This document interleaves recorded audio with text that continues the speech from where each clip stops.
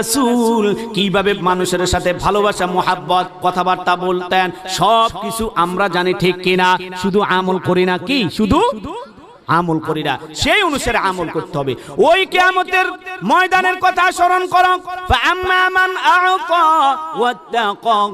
ওই কিয়ামতের ময়দানে মা বাবাকে চিনবে না, বাবা সন্তানকে চিনবে না, মা সন্তানকে চিনবে না, ভাই ভাইকে চিনবে না, ঠিক কিনা?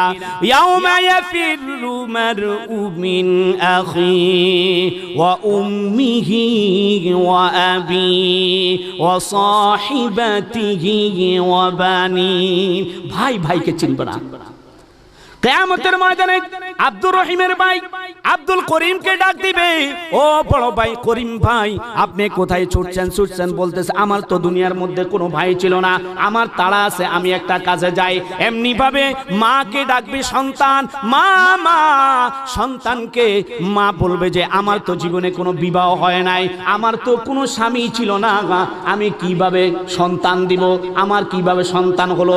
যাও যাও, দূর হয়ে যাও, আমার খুব ব্যস্ততা আছে, আমি চলে যাই।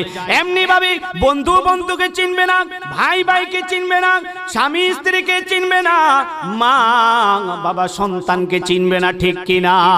দুনিয়ার মধ্যে তো যদি একটু অসুবিধা হয়, মা সন্তানকে অস্বীকার করে আর সন্তান মাকে অস্বীকার করে দুনিয়ার মধ্যে, ঠিক কিনা? একবার হযরত ওমর রাদিয়াল্লাহু তাআলা আনহুর জমানায় উনি খলিফা ছিলেন, বিচারক, মদিনার বিচারক ছিল হযরত আলী রাদিয়াল্লাহু তাআলা আনহু। মদিনার বিচারক কে ছিল? আলী। তো মদিনা মসজিদ নববী থেকে একটু দূরে একটা মহিলা আর একটা শিশু বাচ্চা 8 থেকে 10 বছর এরকম একটা বাচ্চার মধ্যে তর্ক বিতর্ক চলছে। সন্তান বলতেছে, বাচ্চা বলতেছে মা মা, মহিলা বলতেছে কিসের মা? তুমি তো আমার কোনো সন্তান না, আমার তো জীবনে কোনো বিবাহ হয় না, তুমি আমাকে কেন মা মা ডাকতেছ? মদিনার সব লোক ঘিরে দাঁড়িয়ে অবস্থা দেখতেছে। দুনিয়ার মধ্যে যদি এইখানে যদি বালুচরের মধ্যে যদি একটা অপরিচিতা মহিলা আর একটা অপরিচিত বাচ্চার মধ্যে তর্ক বিতর্ক হয়, তাহলে বাজারের মধ্যে সমারোহ হয়ে যাবে, ঠিক কিনা?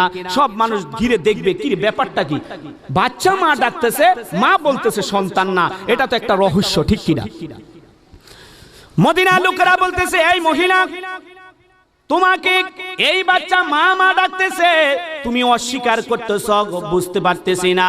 মহিলা বলতেছে, খোদার কসম খেয়ে বললাম মদিনাবাসীরা, সে তো আমার কোনো সন্তান না, আমার জীবনে কোনো বিবাহ হয় নাই, আমার কোনো স্বামী নাই, সন্তান তো আসার দূরের কথা। এবার মদিনার লোকেরা হতভম্ব হয়ে গেল, এর ফয়সালাটা কি দিব? এইদিকে বাচ্চা দুই চোখের পানি ঝর্ণার মতো বেবে পড়তেছে আর হাউমাউ করে বলতেছে, ও মদিনার মানুষেরা, সে তো আসলে আমার মা, কেন যে বিশ্বাস করে আমি জানি না।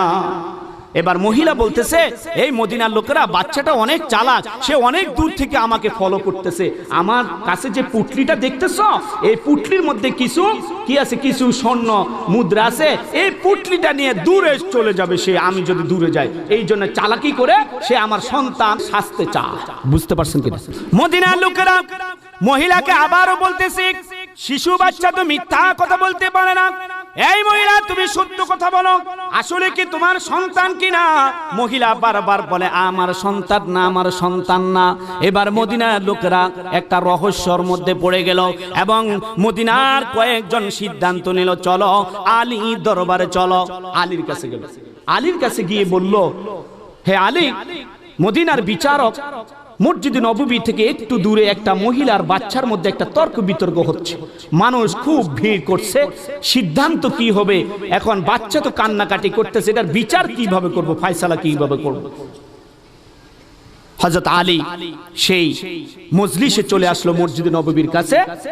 এসে এবার আলী বলতেছে, এই মহিলা, সন্তান বলতেছে, বাচ্চা বলতেছে তুমি তার মা, তুমি বলতেছো অস্বীকার করতেছো, তুমি বলতেছো তোমার স্বামী নাই, তোমার কখনো বিবাহ হয় নাই, সন্তান তো দূরের কথা, আসলে সত্যি কথা বলো তো, এই বাচ্চাটা কার?